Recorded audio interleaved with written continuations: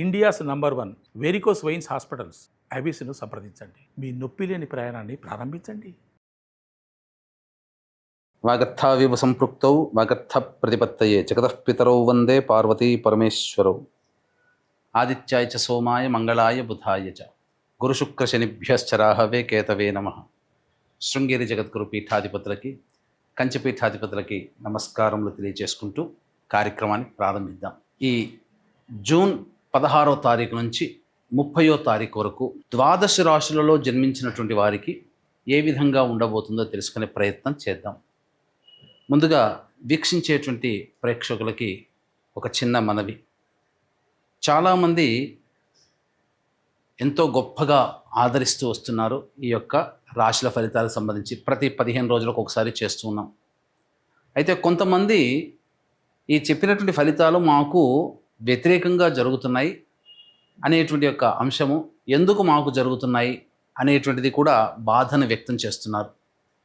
అయితే గమనించినటువంటి అంశం ఏంటంటే, చాలామంది కన్ఫ్యూజన్ అనేటువంటిది అవుతున్నారు అనేటువంటిది. అంటే వాళ్ళకి పుట్టినప్పుడు జన్మ నక్షత్రం ఒకటి ఉంటుంది, కానీ ఆ నక్షత్రాన్ని బట్టి రాశి ఉంటుంది. ఆ రాశిని మీరు పరిగణనలోకి తీసుకోకుండా మీ యొక్క నామ నక్షత్రానికి మాత్రమే ఉన్నటువంటి రాశిని పరిగణలోకి తీసుకుంటున్నారు. ఉదాహరణకి కోదండరాం అనేటువంటి పేరుంది. అది ఆ కోదండరాం అనేటువంటి యొక్క రాశి జన్మతః ఉన్నటువంటిది కుంభరాశి అని అనుకుందాం. కానీ కోదండరాం అనే పేరుంది కాబట్టి కేకో హాహి పునర్వసు కాబట్టి మిథున రాశి ఫలితాలని చూసుకుంటున్నారు. జన్మించిన రాశి ఏమో కుంభరాశి అయినప్పుడు నామనక్షత్ర ప్రకారం చూసుకునేటువంటి యొక్క మిథున రాశి ఫలితాలు ఎలా సరిపోతాయి? అది ఒక తప్పు జరుగుతుంది. తెలియనటువంటి రెండవ తప్పు ఏంటంటే, చాలామంది ఈ వెస్ట్రన్ ఆస్ట్రాలజీని ఎక్కువగా ఫాలో అవుతున్నారు. చాలా చోట్ల రాశి ఫలితాల్లో మీకు ఏం చెప్పబడి ఉంటుంది? ఉదాహరణకి జూలై 24 నుంచి ఆగస్టు 23 వరకు సింహరాశి అని చెప్పబడి ఉంటుంది. అంటే ఆ మధ్యలో పుట్టినటువంటి వాళ్ళందరూ కూడా సింహరాశి చూసుకోవాలి అని చెప్పి ఆ జొడాయిక్ సైన్ ప్రకారం వాళ్ళు, అదంటే సన్ జొడాయిక్ సైన్ ప్రకారం.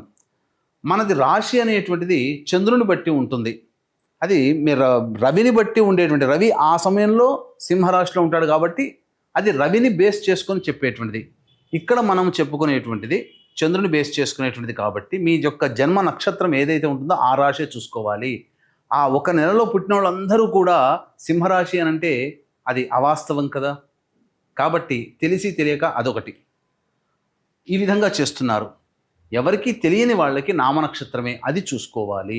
అందులో కూడా చాలామంది ఇప్పుడు శ్రీనివాస్ అంటే కుంభరాశి చూసుకుంటున్నారు, కానీ చూసుకోవాల్సింది తులారాశి, ఇలా అన్నమాట.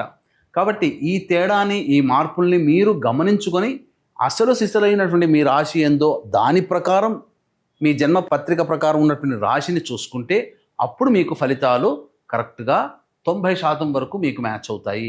మనం చెప్పుకునేటువంటిది దినచర్యలలో భాగంగా రోజువారీ కార్యక్రమంలో ఏ రోజు ఆదాయం ఖర్చు ఎలా ఉంటుంది, ఏ రోజు మానసిక పరిస్థితి మంచిగా లేదా ఆందోళనగా ఉంటుంది అనే విషయాల్ని మనం క్లుప్తంగా తెలియచేసుకుంటున్నాం. కాబట్టి ఇవి విషయాలు పరిగణలోకి తీసుకొని మన ఈ చెప్పబడేటువంటి రాశి ఫలితాలు మీరు ఆపాదించుకున్నట్లయితే 90% వరకు మీకు అవి సరిపోతాయి దినచర్యలో రోజువారీ కార్యక్రమంలో. ఇక మనం వివరాల్లోకి వెళ్ళినట్లయితే 16వ తారీఖు నుంచి 30వ తారీఖు వరకు ఉన్నటువంటి గ్రహ సంచారం తెలుసుకుందాం. మీనరాశిలో శని సంచారం, అలాగే మేషరాశిలో శుక్రుడు మరియు రవి బుధ గురు యొక్క గ్రహ సంచారము మిథున రాశిలోకి, అలాగే 23వ తారీఖు నుంచి బుధుడు కర్కాటక రాశిలో ప్రవేశం చేస్తారు. అలాగే కుజుడు కేతు సింహరాశిలో మరియు రాహువు కుంభరాశిలో సంచారం జరుగుతుంది. దీనిని బట్టి ఈ 12 రాశుల వారికి ఏ విధంగా ఉండబోతుంది 16వ తారీఖు నుంచి మరియు 30 జూన్ వరకు అని తెలియజేసుకుందాం. ద్వాదశ రాశులలో భాగంగా 16 జూన్ నుంచి 30 జూన్ వరకు మిథున రాశిలో జన్మించినటువంటి వారికి ఏ విధంగా ఉండబోతుందో తెలుసుకునే ప్రయత్నం చేద్దాం. ముఖ్యంగా ఈ రాశిలో జన్మించినటువంటి వారికి ప్రధానంగా ఉద్యోగ సంబంధమైనటువంటి వ్యవహారాల్లో కాస్త ఇబ్బందులు అనేటువంటివి ఉంటాయి. ముఖ్యంగా ఒక భయాందోళన, ఉద్యోగం ఉంటుందో ఊడుతుందో అనేటువంటి ఒక భయం. అలాగే నిరుద్యోగస్తులు అన్ని అవకాశాలు దగ్గర దాకా వచ్చి కోల్పోతారు, ఇది గమనించుకోండి. అలాగే బుధగ్రహ సంచారం అనుకూలంగా లేని కారణం చేత ప్రధానంగా 22వ తారీఖు వరకు కొన్ని నష్టాలని చవిచూడాల్సినటువంటి పరిస్థితి. తీసుకున్నటువంటి నిర్ణయాల యొక్క ప్రభావము మిమ్మల్ని ఇబ్బందుల్లో నెట్టుతుంది. ముఖ్యంగా ధనపరమైనటువంటి విషయాల్లో జాగ్రత్తలు పాటించండి. ఇక గురుగ్రహ సంచారం అనుకూలంగా ఉన్నది. అన్ని విధాలుగా దైవానుగ్రహం సంపూర్ణంగా ఉండడం, పెద్దల యొక్క సలహాలు సూచనలు పాటిస్తూ, ఎందుకంటే సహాయ సహకారాలు మీకు మెండుగా ఉన్నాయి. కావున ఏ పని చేస్తున్నప్పటికీ ఈ గురుగ్రహం చెప్పేటువంటిది పెద్దల యొక్క సలహాలు సూచనలు పాటించండి అయ్యా, అది మీకు అనుకూలంగా ఉంటుంది, భవిష్యత్తులో ఎటువంటి ఇబ్బందులు లేకుండా చూసుకుంటుంది అని చెప్పవచ్చు. 23వ తారీఖు రోజు నుంచి మాత్రము మీరు ఏదైతే విచారం వ్యక్తం చేసి డబ్బుని కోల్పోయాము, లేకపోతే మన ఆలోచనలు సరిగ్గా లేవనో, లేకపోతే గృహపరమైనటువంటి చిక్కులు ఏవైతే ఉంటాయో అవన్నీ కూడాను పరిష్కారం అవుతాయి. లోన్స్ శాంక్షన్ అవుతాయి 22వ తారీఖు తర్వాత నుంచి. ముఖ్యంగా ధనపరమైనటువంటి సమస్యలు తీరుతాయి. రాణి బాకీలు కూడా వసూలయ్యే అవకాశాలు గోచరమవుతున్నాయి. కుజ కేతుగ్రహ సంచార ప్రభావం మీకు జీవితంలో గొప్ప మలుపుని తీసుకుని వస్తుంది. కొత్త వ్యక్తులు పరిచయం అవుతారు. తద్వారా మీకున్నటువంటి సమస్యని పరిష్కరించుకుంటారు. భవిష్యత్తు ఆశాజనకంగా మారడానికి ఈ కుజకేతుగ్రహ సంచార ప్రభావం ఒక మూలకంగా చెప్పవచ్చు. అన్నిటికంటే చేస్తున్నటువంటి వృత్తి ఉద్యోగ వ్యాపారాల్లో కొత్త ధనము అనేటువంటిది, కొత్త పంథా మీరు వెళ్తారు. తద్వారా ఎదుటివారిపై మీదే పైచేయి సాధిస్తారని చెప్పవచ్చు. నూతన వ్యాపార విస్తరణ అనేటువంటిది చక్కగా జరుగుతుంది. భవిష్యత్తు ఆశాజనకంగా ఉండబోతుందని చెప్పవచ్చు. ఇక చూసుకున్నట్లయితే రాహుగ్రహ సంచార ప్రభావము ముఖ్యంగా విదేశీయానం, విదేశీ విద్యకు సంబంధించి చేయు ప్రయత్నాలన్నీ కూడాను కొలిక్కి వస్తాయి. తండ్రి గారి ఆరోగ్యం పట్ల శ్రద్ధ వహించాల్సినటువంటి పరిస్థితి అన్ని విధాలుగా అనుకూలంగా ఉంటుంది. కాకపోతే శనిగ్రహ సంచారము కొంత నిదానము, చేస్తున్నటువంటి వృత్తి ఉద్యోగ వ్యాపార ప్రయత్నాల్లో ఏ ప్రయత్నంలోనైనా కానీ నిదానాన్ని సూచిస్తుంది, ఆలస్యాన్ని సూచిస్తుంది. కాబట్టి జాగ్రత్తలు పాటించండి. దైవానుగ్రహం పొందే ప్రయత్నం చేస్తే ఆ పనులన్నీ కూడాను శుభముహూర్తంగా అవుతాయి. ఇక శుక్రగ్రహ సంచార ప్రభావం మీకు సంపూర్ణంగా యోగదాయకంగా ఉంటుంది. చక్కటి స్త్రీ సాంగత్యము, అలాగే స్త్రీలతో ఉన్నటువంటి విభేదాలన్నీ కూడా పరిష్కారం అవుతాయి. అన్ని విధాలుగా మీకు అనుకూలంగా ఉండేటువంటి సమయంగా చెప్పవచ్చు. ఏ తర్వాత చెప్పుకొచ్చేది ఏమిటంటే, ఒక బుధుడు రవి యొక్క సంచార ప్రభావం తప్ప మిగతా అన్ని గ్రహాల యొక్క ప్రభావము ఈ మిథున రాశిలో జన్మించినటువంటి వారికి అనుగ్రహంగా ఉండడం కారణం చేత మిశ్రమ ఫలితం కంటే అధికమైనటువంటి శుభ ఫలితాలే పొందుతారు. ముఖ్యంగా వివాహం కావాల్సినటువంటి అబ్బాయిలకి అమ్మాయిలకి సంబంధించి చేయు ప్రయత్నాలు కొలిక్కి వస్తాయి. సంతానం కోసం ఎదురు చూస్తున్నటువంటి దంపతులకి చక్కటి శుభవార్త వింటారు. అన్ని విధాలుగా ఆనందదాయకంగా ఉండేటువంటి పరిస్థితి గోచరమవుతుంది. ఇక విద్యార్థులకి కోరుకున్నటువంటి విద్యా సంస్థల్లో ప్రవేశం లభించడము, అన్ని విధాలుగా మీ ప్రయత్నాలు సఫలీకృతమవుతాయని చెప్పవచ్చు. ఏ తర్వాత చెప్పుకొచ్చేది ఏమిటంటే, ఆనందదాయకమైనటువంటి పరిస్థితిని ఈ యొక్క మిథున రాశిలో జన్మించినటువంటి వారు ఈ 16 నుంచి 30వ తారీఖు వరకు పొందబోతారు అని చెప్పడంలో ఏమాత్రం సందేహం లేదు. అలాగే గమనించుకున్నట్లయితే ఈ యొక్క మిథున రాశిలో జన్మించినటువంటి మహిళలకి బాధ్యతలు పెరుగుతాయి. శారీరక శ్రమ, మానసిక ఒత్తిడి అధికంగా ఉండడం వల్ల చేసేటువంటి పనులలో నియంత్రణం కోల్పోతారు. గౌరవ మర్యాదలకి లోటు ఉండదు, కానీ నియంత్రణ కోల్పోతారు. కొన్నిసార్లు చికాకులు పడాల్సినటువంటి పరిస్థితి వస్తుంది. తద్వారా ఇతరులలో మీరు చులకన అవుతారని చెప్పొచ్చు. కాబట్టి సంయమనం పాటించండి, ఆరోగ్యం పట్ల శ్రద్ధ వహించండి, సకాలానికి మీరు భోజనం చేసే ప్రయత్నం చేయండి. అన్ని విధాలుగా ఆనందదాయకంగా ఉంటారని చెప్పవచ్చు.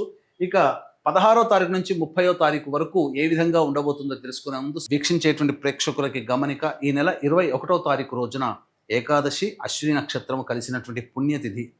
ఈ రోజున జాతకరీత్యా కలుగు విద్య, వివాహ, ఉద్యోగ, దాంపత్య, అనారోగ్య సమస్యల నివారణకి మరియు మేష, మిథున, కర్కాటక, సింహ, కన్య, వృశ్చిక, ధనస్సు, కుంభ, మీన రాశుల్లో జన్మించినటువంటి వారికి శనిదోష పరిహారార్థమై శనీశ్వర హోమము, అఘోర పాశుపత మంత్ర హోమంతో పాటు సర్వదోష నివారణ పూజలు, హోమాలు అనేటువంటివి జరిపించి శక్తిపాతము చేయబడినటువంటి శంకరుంగలి మాలని మీకు అందివ్వడం జరుగుతుంది.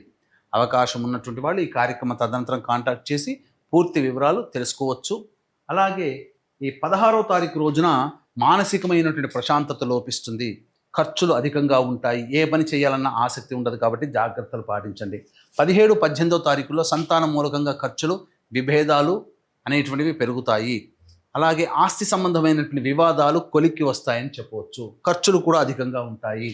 19, 20, 21, 22వ తారీఖుల్లో ప్రధానంగా సహాయ సహకారాలు ఇతరుల వలన రావడం, అనుకున్నటువంటి పనులను కాదలుచుకున్నటువంటి కార్యం గంధర్వులు నెరవేర్చినట్టు మీ అనుకున్నటువంటి పనులని ఇతరుల సహాయ సహకారాలతో మీరు పూర్తి చేసుకుంటారు. స్త్రీ సాంగత్యం గోచరమవుతుంది. అన్ని విధాలుగా మంచి శుభ పరిణామము.